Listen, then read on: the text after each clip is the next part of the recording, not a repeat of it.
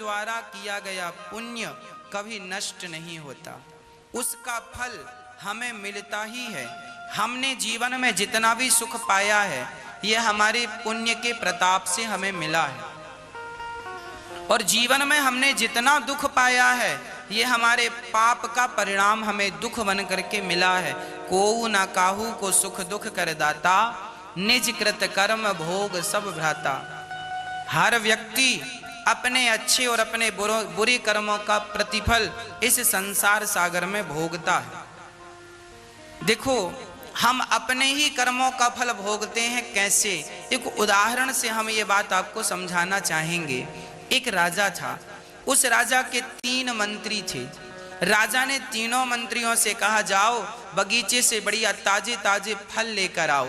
राजा ने एक ही बगीचे में 3 मंत्रियों को भेजा। बगीचा बहुत बड़ा था, किसी द्वार से एक मंत्री गया तो किसी द्वार से दूसरा और किसी द्वार से तीसरा, और तीनों के पास बराबर बराबर झोला बैग था फल भरने के लिए।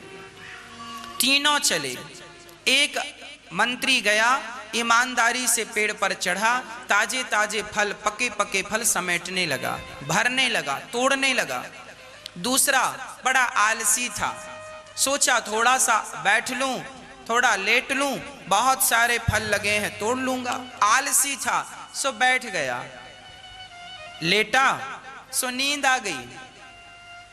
जब आंख खुली तो समय बहुत बीत चुका था, तो अब वो चढ़कर तो नहीं तोड़ सका। जो नीचे हवा से गिर गए थे वो फल उठा उठा के, उनमें कुछ बढ़िया थे, कुछ 2-4 दिन पुराने थे, सो सड़ना शुरू हो गया, उनको भी भर लिया।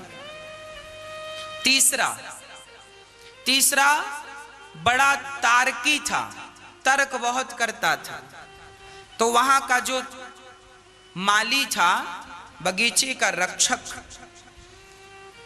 माली से जाकर मंत्री ने कहा, माली जी कितने पेड़ हैं?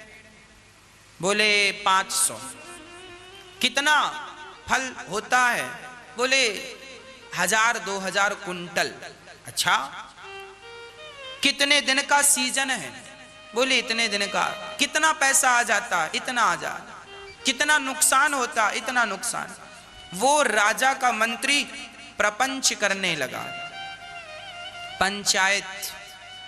इसी में उसका समय तो निश्चित था, इतना ही समय राजा ने दिया था। तीनों के पास समय बराबर था, पर तीनों ने देखो अपने समय का किस प्रकार उपयोग कर रहे हैं। एक ईमानदारी से फल तोड़ रहा है, दूसरा उस समय में सो रहा है, जिस समय में उसे फल तोड़ने भेजा गया उस समय में वो आलस्य कर रहा, और तीसरा प्रपंच, पंचायत। जैसे आप लोग पड़ोसन से क्या बनाया है, क्या खाया है, आज क्या खाया, आज क्या बनाया, ये प्रपंच आप लोग करते रहते हैं। वो प्रपंच करके जब तक पहुंचा समय बहुत हो चुका था।